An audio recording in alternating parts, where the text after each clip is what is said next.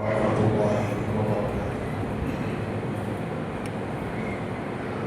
إن الحمد لله نحمده ونستعينه من يهده الله فلا مضل له ومن يضلل فلا هادي له وأشهد أن لا إله إلا الله وحده لا شريك له وأشهد أن محمدا عبده ورسوله أما بعد فأعوذ بالله من الشيطان الرجيم بسم الله الرحمن الرحيم أفلا يعلم إذا بعثر ما في القبور وحصل ما في الصدور إن ربهم بهم يومئذ لخبير اللهم صل على محمد وعلى آل محمد كما صليت على إبراهيم وعلى آل إبراهيم إنك حميد مجيد اللهم بارك على محمد وعلى آل محمد كما باركت على إبراهيم وعلى آل إبراهيم إنك حميد مجيد கண்ணியத்திற்கும் மாண்பிற்கும் உரிய எல்லாம் வல்ல அல்லாஹ்வின் நல்லடியார்களே, அல்லாஹ்வுடைய பேரருளால் சிறப்புமிகு ஜும்ஆவுடைய இந்த தினத்திலே மகத்துவம் வாய்ந்த ஜும்ஆ வழக்கத்தை நபி வழியில் நிறைவேற்றிட வேண்டும், இறை பொருத்தத்தை பெற்றிட வேண்டும் என்ற ஒரு உயரிய நோக்கத்தோடு அல்லாஹ்வுடைய திருப்பள்ளியை நோக்கி நாம் அனைவரும் வருகை புரிந்திருக்கின்ற இந்த சமயத்திலே ஜும்ஆவுடைய முன்னுரையில் நான் உங்களிடத்திலே வாசித்து காட்டிய அருள்மறை குர்ஆனுடைய அந்த திரு வசனங்கள் என்பது குர்ஆனுடைய 100வது அத்தியாயம் அல் ஆதியாத்திலே இடம்பெறுகின்ற இறுதி 3 வசனங்கள். சூரத்துல் ஆதியாத்தினுடைய 9, 10, 11 ஆகிய இறுதியாக இடம்பெறக்கூடிய அந்த அத்தியாயத்தினுடைய 3 வசனங்கள் வாயிலாக அல்லாஹ் வினவுகின்றான், அஃபலா யஅலமு, இந்த மனிதன் அறிய வேண்டாமா, இதா புஅஸிர மா ஃபில் குபூர், எவைகளெல்லாம் இந்த கபர்ல புதைக்கப்படுகிறதோ அவைகளெல்லாம் வெளிப்படுத்தப்படக்கூடிய ஒரு தருணம் இருக்கிறது என்பதையும், வஹுஸ்ஸில மா ஃபிஸ் ஸுதூர், உள்ளங்களிலே உள்ளவைகளும் ஒன்று திரட்டப்படக்கூடிய ஒரு தருணம் இருக்கிறதே என்பதை இந்த நன்றி கெட்ட மனிதன் அறிய வேண்டாமா என்று அந்த வசனத்தின் வாயிலாக சொல்லிவிட்டு அல்லாஹ் சொல்றான், இன்ன ரப்பஹும் பிஹிம் யௌமைதில் லகபீர், இந்த மனிதனுடைய புற வாழ்க்கை அக வாழ்க்கை அனைத்தை பற்றி அன்றைய தினத்திலே அல்லாஹ் நன்கு அறிந்தவராக இருக்கிறார். அல்லாஹ்வுக்கு எல்லாம் தெரியும் என்பதை அல்லாஹ் ரப்பல் ஆலமீன் மனிதர்களிடத்திலே உள்ள அந்த நன்றி கெட்டத்தனத்தை எடுத்து சொல்லி அந்த மனிதன் நன்றி உள்ளவராக மாற வேண்டும் என்றால் என்ன சிந்தனை அவனிடத்திலே இருக்க வேண்டும் என்பதை அந்த அந்த அத்தியாயத்தினுடைய இறுதி வசனங்கள் அல்லாஹ் சொல்றான். அந்த அத்தியாயத்தில் அல்லாஹ் பிரத்யேகப்படுத்தி சொல்லக்கூடியது, இன்னல் இன்சான லிரப்பிஹி லகனூர், மனிதன் தன்னுடைய இறைவனுக்கு நன்றி கெட்டவனாக இருக்கிறான். வ இன்னஹு அலா ஸாலிக லஷஹீத், அவன் நன்றி கெட்டவன் தான் என்பதற்கு அவனிடத்திலேயே ஆதாரங்கள் சான்றுகள் இருக்கிறது என்பதை சொல்லிவிட்டு அந்த நன்றி கெட்டத்தனத்தினுடைய காரணம் என்ன என்பதை அந்த அத்தியாயத்தில் புலப்படுத்திவிட்டு அந்த நன்றி கெட்டத்தனத்தை விட்டு மீள வேண்டும் என்றால் மனிதனிடத்தில் என்ன இருக்க வேண்டும்? நாம் அனைவரும் மனிதர்களாக இந்த உலகத்திலே இருக்கிறோம். ஏற்ற இலக்கங்கள் நம்முடைய வாழ்க்கையிலே கடக்கக்கூடிய ஒரு விஷயமாக இருக்கிறது அல்லவா? அந்த சமயத்திலே அல்லாஹ்வுக்கும் இந்த மனிதர்களுக்கும் நன்றி உள்ளவர்களாக நாம் இருக்க வேண்டும் என்றால் அல்லாஹ் நம்மை ஒரு எழுப்பக்கூடிய ஒரு தருணம் இருக்கிறது. அல்லாஹ் நம்மை மட்டுமல்ல, நம்முடைய சிந்தனையிலே எதையெல்லாம் நாம் ஒளித்து வைத்திருந்தோமோ, நாம் நினைத்தது, நாம் எண்ணியது அனைத்தையும் அல்லாஹ் ஒன்று திரட்டுவார் என்ற இந்த எண்ணம் நம்மிடத்தில் இருக்க வேண்டும். இது மகத்தான விஷயம்.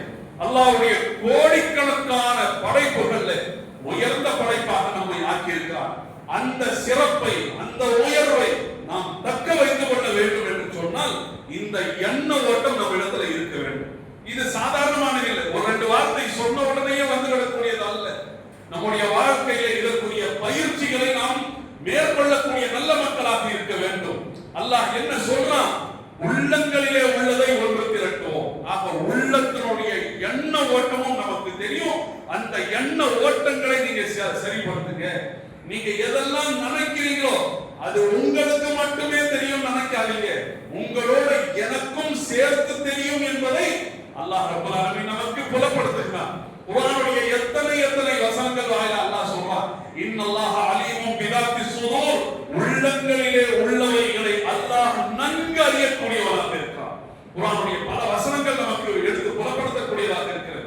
இன்னல்லாஹ ஆலிமு கைபிஸ் ஸமாவாதி வல் அர்த், வானங்களிலே உள்ள மறைவானதையும் பூமியிலே உள்ள மறைவானதையும் அல்லாஹ் அறியக்கூடியவன். இன்னஹு அலீமும் பிதாத்தி ஸுதூர், உள்ளங்களிலே உள்ளவைகளை, நம்முடைய நினைவிலே உள்ளவைகளை, நம்முடைய அறிவிலே சிந்தனையிலே உள்ளவைகளை அல்லாஹ் நன்கு அறிந்தவனாக இருக்கிறான் என்பதை அல்லாஹ் நமக்கு எடுத்து சொல்றான். அதே விதமாக யஅலமு மா ஃபிஸ் ஸமாவாதி வல் அர்த், வானங்களிலே உள்ளவைகளை அறியக்கூடியவன், பூமியிலே உள்ளவைகளை அறியக்கூடியவன். வயஅலமு மா துஸிர்ரூன வ மா துஅலினூன், நீங்கள் மறைக்கக்கூடியதையும் வெளிப்படுத்தக்கூடியதையும் அல்லாஹ் அறியக்கூடியவனாக இருக்கிறான். இன்னஹு அலீமும் பிதாத்தி ஸுதூர், ஏனென்றால் அவருடைய பல தன்மைகளிலே மிக முக்கியமான ஒரு தன்மை என்பது உள்ளங்களிலே உள்ளவைகளை நீடித்த அடிப்படையிலே, நிலையான அடிப்படையிலே அறியக்கூடியவனாக இருக்கிறான். இந்த உலகத்திலே யாரை விட்டு வேண்டும் என்றாலும் நாம சில விஷயங்களை மறைக்கலாம்.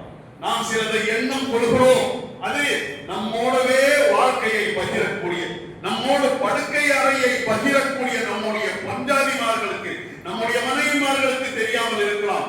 மனைவிமார்கள், பெண்கள் எண்ணக்கூடியது அவர்களோடு படுக்கையை பகிரக்கூடிய கணவன் அறியாதவர்களாக இருக்கலாம்.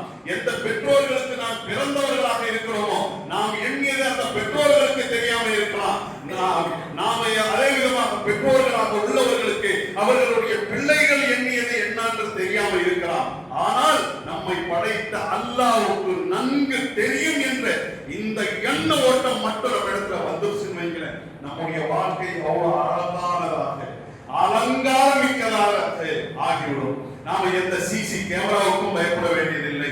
எந்த உலகத்தினுடைய சாதனங்களுக்கோ, உலகத்தினுடைய உளவுத்துறைக்கோ, உலகத்திலே உள்ள கண்காணிப்புகளுக்கோ நாம எந்த விதத்திலையும் பயப்பட வேண்டியதில்லை.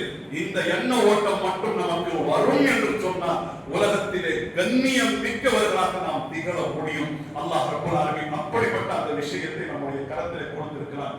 மனிதன் நன்றி கெட்டவனாக இருக்கிறான். அவன் நன்றி கெட்டவன் என்பதற்கு அவனே ஆதாரமாக இருக்கிறான். அவனுடைய அல்லும் பகவத்துக்குரிய அந்த நடவடிக்கைகள், நடமாட்டங்கள் ஆதாரமாக இருக்கிறது.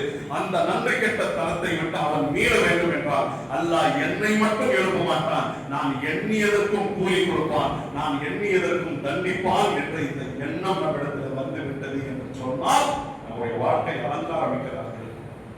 அதை நாம் தொடங்க வேண்டும் என்கிறது பொதுவாக பேசுகின்ற நானாக இருக்கட்டும், கேட்கக்கூடிய நீங்களாக இருக்கட்டும், இந்த விஷயத்துல கோட்டை விட்டவர்களாகத்தான் நாம் இருக்கோம். இது நமக்கு மட்டுமல்ல. இப்ப இந்த மாதிரியான இந்த விஷயங்கள் நம்முடைய எண்ண ஓட்டத்தை மட்டும் அல்லாஹ் பார்க்கறான், அல்லாஹ் பார்க்கறான், அல்லாஹ் பார்க்கறான், தப்பா நம்ம நினைச்சோம்னா அல்லாஹ் தண்டிச்சிருவான், நல்லதா நம்ம நினைக்கிறோமே, நல்ல எண்ண ஓட்டம் நம்மிடத்துல இருக்க வேண்டுமே, இதை பற்றியான தேட்டம் நம்ம எல்லோருக்கும் இருக்கு. இதிலிருந்து இந்த சபையில் உள்ள இந்த வலதுபுறத்தில் உள்ளவர்கள் விதிவிலக்கானவர்கள், இல்லைங்க இடதுபுறத்தில் உள்ளவர்கள் விதிவிலக்கானவர்கள், முன்னால உள்ளவர்களுக்கு இது பொருந்தாது அப்படின்னு நம்ம சொல்லவே முடியாது. பேசுகின்ற எனக்கு ஆசை, கேட்கக்கூடிய உங்களுக்கு ஆசை, மேலே இதை செவிமடுக்கக்கூடிய நம்முடைய சகோதரிகளுக்கு, தாய்மார்களுக்கு ஆசை என்ன? நம்முடைய எண்ண ஓட்டங்களை நாம சரிப்படுத்த வேண்டும். அல்லாஹ் பார்க்கிறான், அல்லாஹ்விடத்தில் கூலியை பெற வேண்டும் என்ற அந்த எண்ண ஓட்டம் நம்மிடத்தில் இருக்க வேண்டும் என்பது நம்ம எல்லோருடைய தேட்டமாக இருந்தாலும் நாம நழுவி விடக்கூடியவர்களாக, சருகி விடக்கூடியவர்களாகத்தான் இருக்கிறோம். நாம மட்டுமல்லைங்க, இந்த உலகத்திலே உள்ள பெரிய பெரியவர்கள் அவர்களுக்கும் கூட இந்த அச்சம் இருந்திருக்கிறது. யார்? ஹன்தலா ரலியல்லாஹு அன்ஹு. ஹன்தலா யார்? அல்லாஹ்வுடைய தூதருடைய சஹாபி. எவ்வளவு நெருக்கமானவர்கள் என்றால் அல்லாஹ்வுடைய தூதருடைய கரத்துக்கு அல்லாஹ் கொடுக்கக்கூடிய அந்த வகையை, அல்லாஹ்வுடைய ரசூலுக்கு வரும் அல்லவா வகை குர்ஆன், அந்த குர்ஆனை எழுத்து வடிவத்திலே எழுதக்கூடியவர்களாக இருந்தார்கள். யாரே? ஹன்தலா ரலியல்லாஹு அன்ஹு. அவர்கள் வீட்டில் இருக்கிறாங்க. இருக்கும்போது அபூபக்கர் ரலியல்லாஹு அன்ஹு அவர்கள் வருகிறார். அபூபக்கர் யார்? நபிகள் நாயகம் ஸல்லல்லாஹு அலைஹி வஸல்லம் அவர்களுடைய முதன்மையான தோழர். இறுதி கட்டம் இருக்கிறது. ரசூலுல்லாஹி ஸல்லல்லாஹு அலைஹி வஸல்லம் அவர்கள், எனக்கு ரொம்ப சிரமமாக இருக்கிறது, நான் நோய்வாய்ப்பட்டு இருக்கிறேன், அதனால யாரும் என்னை வந்து சந்திக்காதீர்கள், இல்லா ஹௌபத அபூபக்கர், அபூபக்கரை தவிர, அபூபக்கர் எந்நேரம் வேண்டுமென்றாலும் என்னை வந்து சந்திக்கலாமே தவிர மற்ற யாருக்கும் அனுமதி கிடையாது என்று உமரா இருக்கட்டும், அலியா இருக்கட்டும், உஸ்மானா இருக்கட்டும், சாதா இருக்கட்டும்,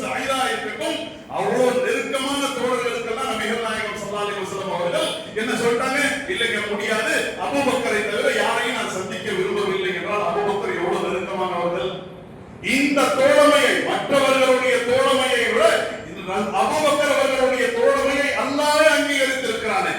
சவுல் என்ற அந்த குகையில ரொம்ப நெருக்கடியான அந்த கட்டத்திலே அவர்கள் சிக்கிய அந்த சமயத்திலே இது யகூலு ஸாஹிபிஹி, அவருடைய தோழர் சொன்னாரே என்று ரசூலுல்லாஹ்வுடைய தோழர் அபூபக்கர் தான் என்பதை அல்லாஹ் ரப்பல் ஆலமீன் அங்கீகரிக்கிறான் என்றால் எவ்வளவு நெருக்கத்தை பெற்றவர்கள் அபூபக்கர். அந்த அபூபக்கர் ஹந்தலா அவர்களை பார்க்கிறார். ஏற்கனவே நான் உங்கள்கிட்ட சொல்லியிருக்கேன், ஹந்தலா என்பவர்கள் ரசூலுல்லாஹ்வுக்கு வரக்கூடிய அந்த வஹ்யை எழுதக்கூடிய எழுத்தராக இருந்தார்கள். அபூபக்கர் அவர்கள் வீட்டுக்கு வர்றாங்க. ஹந்தலா அவர்களே எப்படி இருக்கிறீர்கள் அப்படிதான் விசாரிக்கணும். நம்ம இடத்துல அந்த சலாம் விசாரிப்பு, அந்த முக வளர்ச்சி, இதெல்லாம் அப்படியே கொஞ்சம் கொஞ்சம் என்ன ஆகி போச்சு, மிருகமாக வாழுகின்ற இந்த உலகமா மாறிவிட்ட காரணத்துல அப்படி நாம மாறிக்கொண்டிருக்கோம். ஒருவர் மற்றவரை பார்த்தாமா அஸ்ஸலாமு அலைக்கும், நல்லா இருக்கிறீங்களா அப்படி மனமாற பேசணும். அந்த பேச்சு என்பதெல்லாம் நம்ம இடத்துல அப்படியே ஒரு இறுக்கமானவர்களாக அப்படியே ஒரு இருக்கிற பாருங்க, அதெல்லாம் மாத்தணும். அப்ப பாருங்க அபூபக்கர் வர்றாங்க. அபூபக்கர் எவ்வளவு சிறந்தவர்கள், அபூபக்கர் தான் உயர்ந்தவர். அந்த அபூபக்கர் வந்து சலாம் சொல்லிட்டு அவர் நல்லா இருக்கிறீங்களான்னு கேட்கிறாங்க. அல்ஹம்துலில்லாஹ் நல்லா இருக்கிறேன். அப்புறம் எப்படி போகுது? நான் என்னை பத்தி தான் விசாரிக்கிறீங்க, முனாஃபிக் ஆயிட்டேன், நான் நயவஞ்சகனாக மாறிவிட்டேன், என்னிடத்துல நிஃபாக் வந்து விட்டதுங்கிறோம். சுப்ஹானல்லாஹ், என்ன சொல்றீங்க? அதிர்ந்து விட்டார்கள் அபூபக்கர் அவர்கள். என்ன நடந்துச்சு? ஏன் குஃப்ரை விட நிஃபாக் என்பது, நயவஞ்சகத்தனம் என்பது அல்லாஹ்விடத்துல கடும் தண்டனைக்குரியது. அல்லாஹ் யார் காஃபிரா இருக்கிறார்களோ, நிராகரித்து விட்டார்களோ, மறுத்து விட்டார்களோ அவர்களுக்கு நரகம். யார் நயவஞ்சகர்களாக மாறிவிட்டார்களோ, உள்ளொன்றும் புறமொன்றுமாக நடக்கக்கூடிய வேடதாரிகளாக மாறிவிட்டார்களோ அவர்களுக்கு நரகத்தினுடைய அடிபாகம் நல்லா சொல்லும். நரகத்துல போடப்படுவது ஒரு தண்டனை, நரகத்தினுடைய அடிபாகத்துல கொண்டு போய் சொருகுவது என்பது எவ்வளவு தண்டனையுடைய உச்சம். அல்லாஹ் குர்ஆன்ல சொல்றான், இன்னல் முனாஃபிகீன ஃபித் தர்கில் அஸ்ஃபலி மினன் நார். நயவஞ்சகர்கள் நரகத்தினுடைய அடிபாகத்தை சந்திக்கக்கூடியவர்களாக இருக்கிறார்கள். அங்க வைத்துதான் அவர்களுக்கு தண்டனை நிறைவேற்றப்படுமா? அப்படிப்பட்ட அந்த நயவஞ்சகத்தனம் நம்மிடத்தில் இல்லாமல் நம்முடைய ஈமானை நாம் பாதுகாக்க வேண்டும். நபிகள் நாயகம் ஸல்லல்லாஹு அலைஹி வஸல்லம் அவர்கள் அதற்குரிய அந்த அத்தாட்சிகளை எல்லாம் நமக்கு சொல்லிட்டு போயிருக்கிறாங்க. நயவஞ்சகனுடைய அடையாளம் 3 ஆகும். அவன் பேசினால் பொய் பேசுவான். அவனிடத்தில் ஒரு விஷயத்தை வந்து நீங்கள் சொன்னால் அந்த வாக்குறுதியை அவன் மீறுவான். அதே விதமாக ஒன்றை வந்து உங்களிடத்துல வாக்குறுதியை அவன் கொடுத்தானா அந்த வாக்குறுதியை அவன் மீறுவான். அவனிடத்துல நீங்கள் ஒரு பொருளை அமானிதமாக தருகிறீர்கள் என்றால் அதில் மோசம் செய்வான். அதே விதமாக தர்க்கம் செய்யும் போது நாம நம்முடைய சத்தத்தை உயர்த்தி எப்படியாவது நாம் மிகைக்க வேண்டும் என்று நினைப்பான். இதெல்லாம் நயவஞ்சகனுடைய அடையாளம். அதை விட்டெல்லாம் விலகி கொள்ளுங்கள் என்று நபிகள் நாயகம் ஸல்லல்லாஹு அலைஹி வஸல்லம் அவர்கள் நமக்கு இதெல்லாம் அறிவுறுத்தி இருக்கிறார்கள். இந்த விஷயம்லாம் இல்லாம நாம் பார்த்து கொள்ள வேண்டும். பேசணுமா உண்மையை பேச வேண்டும், வாக்குறுதிகளை நிறைவேற்ற வேண்டும். அல்லாஹ்வுக்கு தரக்கூடிய வாக்குறுதி இருக்கிறது, மனிதர்களுக்கு தரக்கூடிய வாக்குறுதி இருக்கிறது. அந்த வாக்குறுதிகளை நிறைவேற்றக்கூடியவர்களாக இருக்க வேண்டும். தர்க்கம் செய்ய வேண்டும் என்று வருகிறோம் என்று சொன்னாலும் கூட அங்கேயும் நியாயத்தை கடைபிடிக்க வேண்டும். யாரும் நம்மிடத்தில் அமானிதத்தை தருகிறார்கள் என்றால் அதிலே சிறிதளவுக்கும் நாம மோசடி செய்யக்கூடாது. இதெல்லாம் நாம தவறிவிட்டோம் என்றால் நயவஞ்சகத்தனம் நம்மிடத்தில் வந்து விட்டது என்று அர்த்தம். அப்படியே விட்டுட்டோம்னா அந்த நோய் அப்படியே பரவி முழு நயவஞ்சகராக நாம் மாறிவிடுவோம். அல்லாஹ் நம் அனைவரையும் பேசக்கூடிய என்னையும் கேட்கக்கூடிய உங்களையும் பாதுகாப்பானாக. ஆக பாருங்க, ஹந்தலா அவர்கள் அதான் சொல்றாங்க. அந்த சம்பவத்தை ஹந்தலா சொல்கிறார்கள், அபூபக்கர் அவர்களே நான் நயவஞ்சகனாக மாறிவிட்டேன். என்னங்க நீங்க சொல்றீங்க? சுப்ஹானல்லாஹ். உடனே அதற்குரிய விளக்கத்தை சொல்கிறார்கள் ஹந்தலா அவர்கள். அபூபக்கர் அவர்களை கொஞ்சம் நினைச்சு பாருங்க. நபிகள் நாயகம் ஸல்லல்லாஹு அலைஹி வஸல்லம் அவர்களுடைய சபையில நாம் இருக்கிறோம். இருக்கும்போது நபிகள் நாயகம் ஸல்லல்லாஹு அலைஹி வஸல்லம் அவர்கள் அல்லாஹ்வை பற்றி, அவன் தரக்கூடிய அந்த கூலிகளை பற்றி, சொர்க்கத்தை பற்றி, அதனுடைய இன்பங்களை பற்றி எல்லாம் சொல்கிறார்கள். அதை பத்தி அவ்வளவு ஆசை நமக்கு வருகிறது. என்னங்க இந்த இத்து போன உலகம், இது வேணாம், நமக்கு அந்த வறுமை வேண்டும் என்ற அந்த ஆசை நமக்கு வருகிறது. நரகத்தை பற்றி எடுத்து சொல்கிறார்கள். அதை பற்றியான அச்சம், பயம் நமக்கு வருகிறது. அதை விட்டு தப்பித்துக் கொள்ள வேண்டும் என்கின்ற அந்த முனைப்பை நாம் மேலோங்க எடுத்து காட்டக்கூடியவர்களாக, அந்த முனைப்பில் ஈடுபடக்கூடியவர்களாக நாம் இருக்கின்றோம். எப்ப ரசூலுல்லாஹ்வுடைய சபையை விட்டு நாம் வருகின்றோமோ, வீட்டுக்கு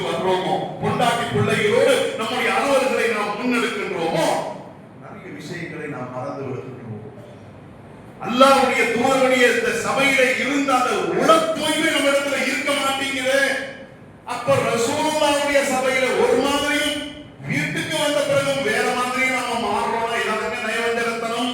அவர்கள் புரிந்து கொண்டதை அப்படியே அபூபக்கர் இடத்துல எடுத்து சொல்றாங்க. உடனே அபூபக்கர் சொல்றாங்க, இன்னும் நினைக்காதாருங்க ஹந்தலாவே உங்களுக்கு ஏற்படுற அதே பிரச்சனை தான் எனக்கும். அப்ப பாருங்க, நம்மள என்ன நினைக்கிறோம், அல்லாஹ் பார்க்கறோம் அந்த எண்ணத்தோட இருக்கிறோமா, அந்த எண்ணம் நம்ம இடத்துல இருக்க மாட்டேங்குது. சபையில இருக்கும்போது இருக்கிற மாதிரி, தொழுகையில இருக்கும்போது, ஒரு ரமலான் வந்து நோன்பு வைக்கிற அந்த சமயத்துல இருக்கிற அந்த எண்ணம் அதற்கு பிறகு இருக்க மாட்டேங்குது அப்படின்னு நம்ம நினைக்கிறோம். பாருங்க, இது நமக்கு மட்டுமல்ல, ஹந்தலாவுக்கும் இந்த பிரச்சனை இருந்திருக்கிறது, அபூபக்கருக்கு இந்த பிரச்சனை இருந்திருக்கிறது. ரலியல்லாஹு அன்ஹு. அபூபக்கர் ரலியல்லாஹு அன்ஹு அவர்கள் சொல்றாங்க, ஹந்தலாவை நீங்க சந்திக்கிற மாதிரியான பிரச்சனை தானே நமக்கும் என்று சொல்றாங்க. உடனே ரெண்டு பேரும் சரி என்னதான் பண்றது, பாதி நேர சபைக்கு போயிடும் ரசூலுல்லாஹ் இந்த ஆர்வம் இருக்கும். எப்பெல்லாம் அந்த எண்ணம் நம்முடைய ஈமான் குறையும், உடனே அதை வந்து எப்படி சார்ஜ், நம்முடைய மொபைல்ல எப்படி சார்ஜ் குறைஞ்ச உடனே மொபைலுக்கு சார்ஜ் ஏத்துறோமோ அதே விதமாகத்தாங்க ஈமான் குறையுதா, அல்லாஹ் பார்க்கலான்ற அந்த எண்ணம் குறையுதா, உடனே அதை நாம் சரிப்படுத்துறோம். அப்ப சரிப்படுத்தணும். அந்த ரெண்டு தோழர்கள் எங்க வர்றாங்க, ரசூலுல்லாஹ்வுடைய சபைக்கு வர்றாங்க. ரசூலுல்லாஹ்வுடைய சபைக்கு வந்த உடனே ரசூலுல்லாஹ்வுக்கு சலாம் சொல்றாங்க. சொன்ன உடனே ரசூலுல்லாஹ் கேக்குறாங்க, இந்த தன்மை தான் நம்மளுக்கு எப்படி இருக்கிறீங்க அபூபக்கர் அவர்களே, எப்படி இருக்கிறீங்க ஹந்தலா? கேட்ட உடனே நான் பார்த்தா ஹந்தலா, அல்லாஹ்வுடைய தூதரே இந்த ஹந்தலாவையா விசாரிக்கிறீர்கள்? அபூபக்கர் சொல்றாங்க, இந்த அபூபக்கரையா விசாரிக்கிறீர்கள்? நான் பார்த்தா ரெண்டு பேரும் நயவஞ்சகராக மாறிவிட்டோமே. ரசூலுல்லாஹ் அதிர்ச்சியோடு சுப்ஹானல்லாஹ், என்ன சொல்றீங்க, சரிப்படுத்துங்க உங்களுடைய வார்த்தைகளை, என்னதான் நடந்துச்சு, என்ன நயவஞ்சகத்தனம் நிஃபாக் என்று சொல்கிறீர்களே. உடனே அல்லாஹ்வுடைய தூதரிடத்தில் இந்த ரெண்டு தோழர்களும் சொல்றாங்க, அல்லாஹ்வுடைய தூதரே, உங்களுடைய சபையில நாம இருக்கும்போது அல்லாஹ்வை பற்றி எடுத்து சொல்கிறீர்கள், அவருடைய கண்காணிப்பை எடுத்து சொல்கிறீர்கள், அவருடைய பரிசுகளை எடுத்து சொல்கிறீர்கள், அதே விதமாக சொர்க்கத்தை பற்றி எடுத்து சொல்கிறீர்கள், அதனுடைய இன்பங்களை நமக்கு அறிவுறுத்துகிறீர்கள். அதை பத்தி எல்லாம் ஆசை நமக்கு வருகிறது. நம்முடைய ஈமானை சரிப்படுத்துகிறோம், நம்முடைய எண்ண ஓட்டங்களை நாம் சீர்படுத்துகிறோம். அதே விதமாக நரகத்தை பற்றி சொல்றீங்க, அதை பற்றியான அச்சம் நமக்கு இருக்கிறது. அந்த தண்டனையில போய் நாம சிக்கிர கூடாது என்ற அந்த எண்ணம் இருக்கிறது. அதை விட்டு நம்மை காக்க வேண்டும் என்பதற்குரிய அந்த முனைப்பில் நாம் ஈடுபடுகிறோம். எப்போ உங்க சபையை விட்டு நம்முடைய வீட்டுக்கு நம்ம போறோமோ, நம்முடைய அலுவலில் நாம ஈடுபடுறோமோ, வியாபார தளத்துக்கு நாம போறோமோ, அந்த எண்ண ஓட்டம் இருக்க மாட்டேங்குது. அல்லாஹ்வுடைய தூதரே குறைந்து விடுகிறது, அந்த சார்ஜ் குறைந்து விடுகிறது என்று சொல்லும் போது அல்லாஹ்வுடைய தூதர் ஸல்லல்லாஹு அலைஹி வஸல்லம் அவர்கள் சொன்னார்கள், நாமெல்லாம் மனிதர்கள் அப்படிதான் இருக்கும்.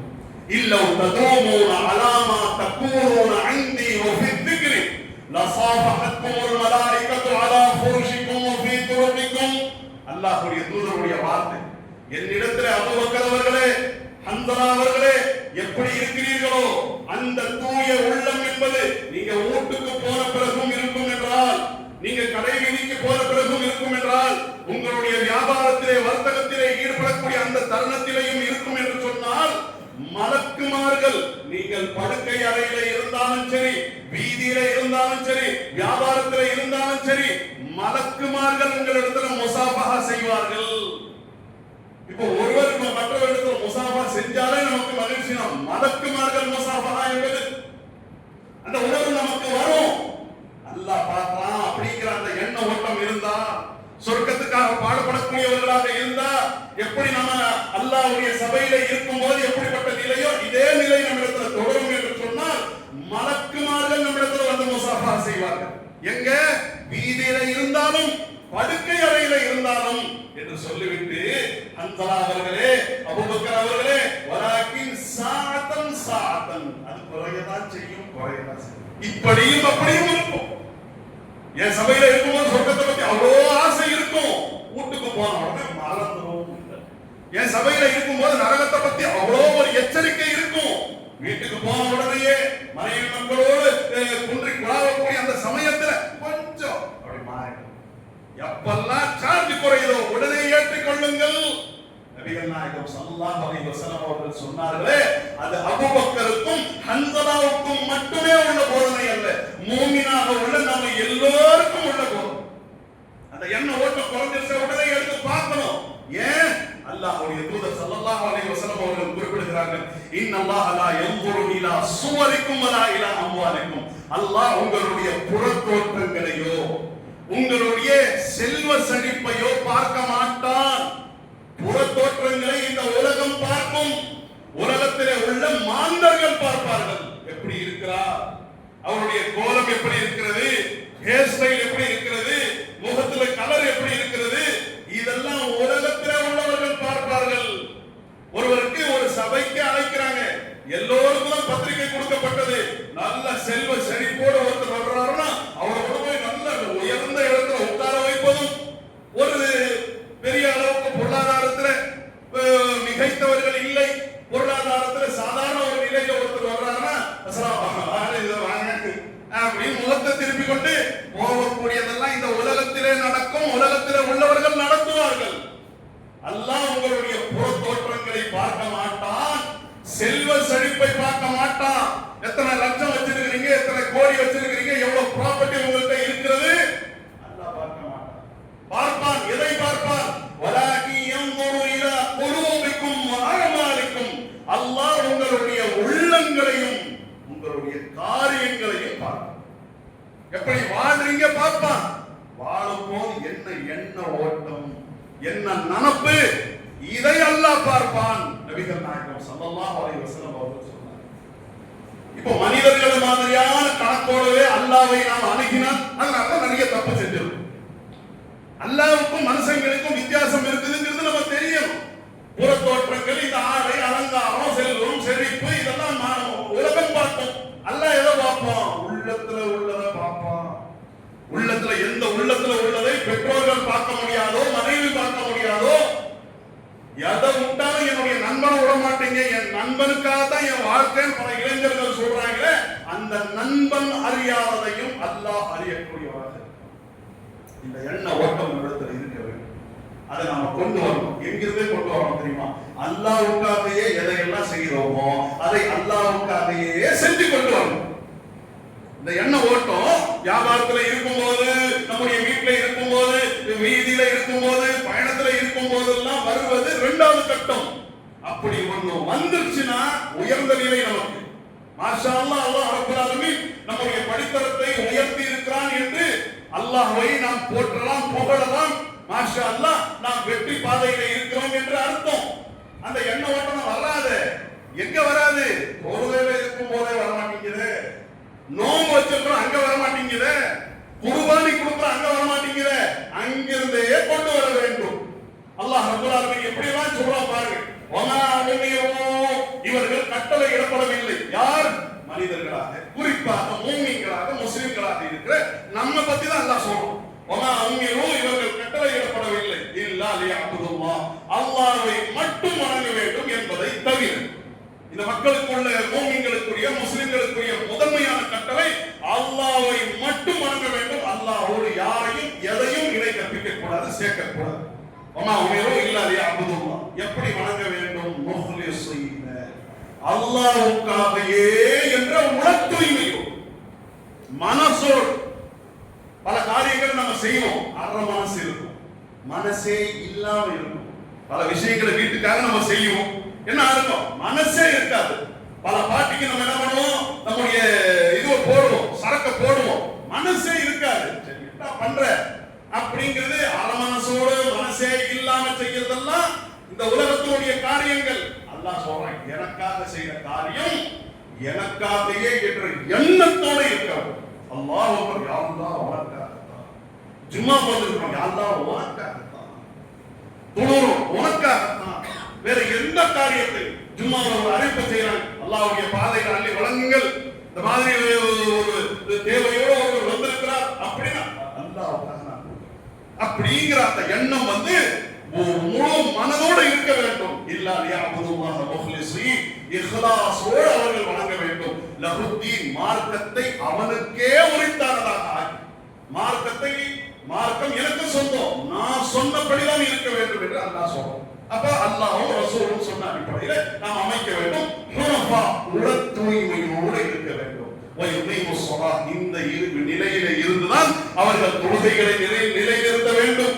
வயுத்து ஸகாத், ஸகாத்தை வழங்க வேண்டும். வதாலிக தீனுல் கையிமா, இதுதான் உறுதிமிக்க மார்க்கம், உறுதிமிக்க வழிமுறை. இதுதான் அல்லாஹ் சொல்றோம். அப்ப உறுதிமிக்க வழிமுறையை தான் நாம் கையாள வேண்டும்.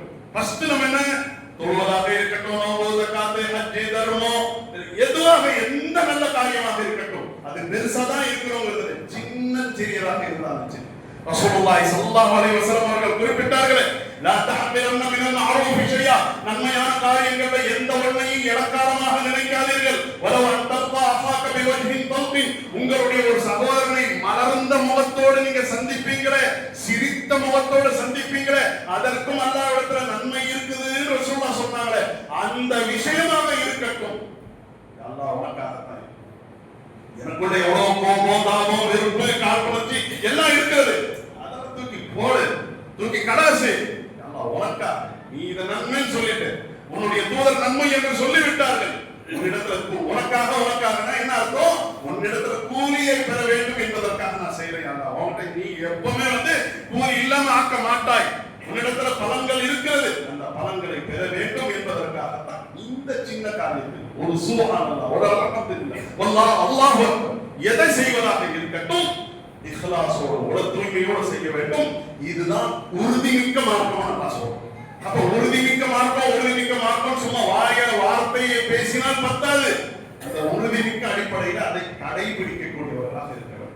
அந்த மாதிரி அல்லாஹ் ரப்பல் ஆலமீன் ஒரு சிலதை சொல்றான். ஒரு விஷயங்களோடு நான் நிறைவு செய்கிறேன். குர்பானிங்கிறது என்ன? அங்க நம்முடைய அமல் மட்டுமல்ல, அங்க நம்முடைய பொருளாதாரமும் இருக்கு.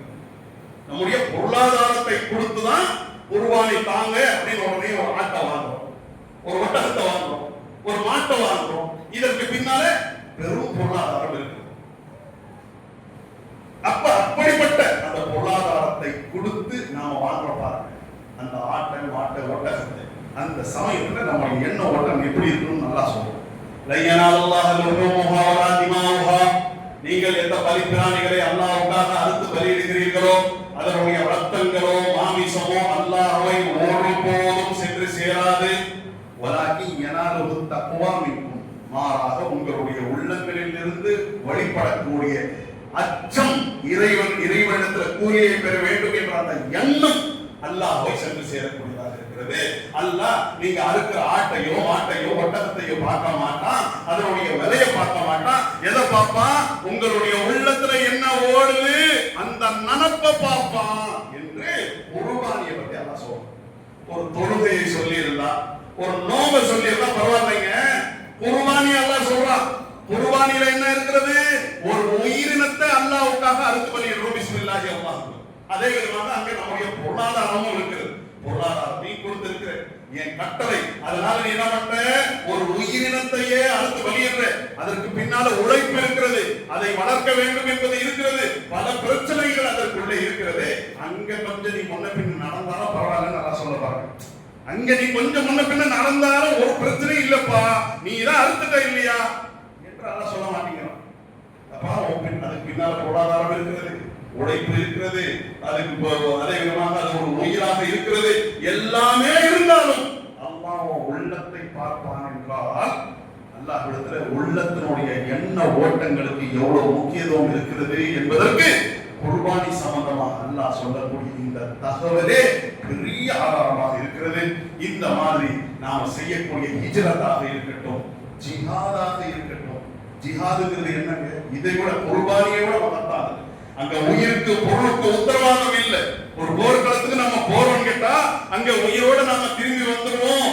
நம்முடைய பொருளாதாரத்தை எதை பொருளை கொண்டு போறோமோ அதை மீட்டு கொண்டு வந்துருவோம்ன்ற நிச்சயம் இல்லை.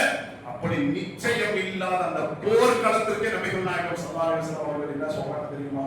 ஒரு மனிதர் அல்லாஹ்வுடைய தூதரிடத்தில் வந்து கேட்கிறாங்க, அல்லாஹ்வுடைய தூதரே, நீங்க போருக்கு அழைக்கிறீர்கள், நாம போருக்கு வர்றோம், நம்மில சிலருடைய எண்ண ஓட்டம் எப்படி இருக்குதுன்னு கேட்டா ஷஜாஅத்தன், நம்முடைய பலத்தை நிரூபிக்க வேண்டும் என்பதாக இருக்கிறது. இன்னும் சில பேர் நம்முடைய இனத்தை, நம்முடைய மொழியை நாம் காக்க வேண்டும் என்பதாக இருக்கிறது.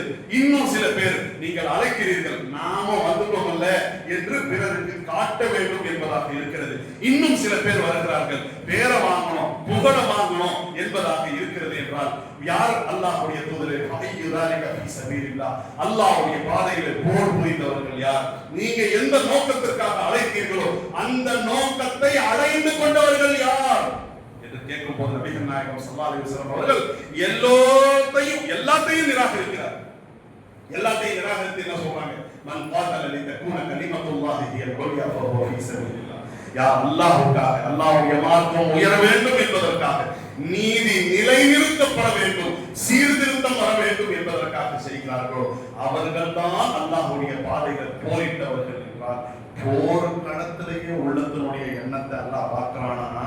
மத்த களங்கள்ல நாம் அந்த எண்ணத்தை கொண்டு வரவில்லை என்றால் போர் களத்திலேயே அல்லாஹ் பார்க்கிறானா? மற்ற தொழுகையில பார்க்க மாட்டானா? நோம்புல பார்க்க மாட்டானா? ஜக்காத்துல பார்க்க மாட்டானா? ஹஜ்ஜில பார்க்க மாட்டானா? உம்ராவுல பார்க்க மாட்டானா? நம்முடைய இறை நம்பிக்கையில பார்க்க மாட்டானா என்பதையெல்லாம் நாம் கவனத்தில் கொண்டு நம்முடைய உள்ளத்தை நாம் சரிப்படுத்த வேண்டும். எப்படி சரிப்படுத்த வேண்டும்? அல்லாஹ் பார்க்கலாம். என்னுடைய நினைப்பு, என்னுடைய சிந்தனை அனைத்தையும் அல்லாஹ் கண்காணிக்க கூடியவராக இருக்கிறான். நான் நினைப்பது எனக்கு மட்டுமல்ல, என் ரப்புக்கும் கூட தெரியும் என்ற அந்த எண்ணம் நம்மிடத்தில் இருக்கும் என்று சொன்னார். இந்த எண்ணத்தை அல்லாஹ்வுடைய வணக்கங்களை கொண்டு வந்து நாம பழகினோம் என்று சொன்னார். நம்முடைய வாழ்க்கை முழுவதும் தொடரும். வாழ்க்கை முழுவதும் தொடரக்கூடிய அந்த சமயத்தில் அல்லாஹ்விடத்தில் மகத்தான கூலியும் இருக்கிறது. இந்த உலகத்தினுடைய கண்ணியத்தையும் நாம் தக்க வைத்துக் கொள்ள முடியும். அலங்காரம் மிக்க அழகிய ஒரு வாழ்க்கையை வாழக்கூடிய நல்ல மக்களாக நாம் திகழ முடியும். அல்லாஹ் ரப்பல் ஆலமீன் இதற்கு அருள் புரிவானாக. அல்ஹம்துலில்லாஹ்.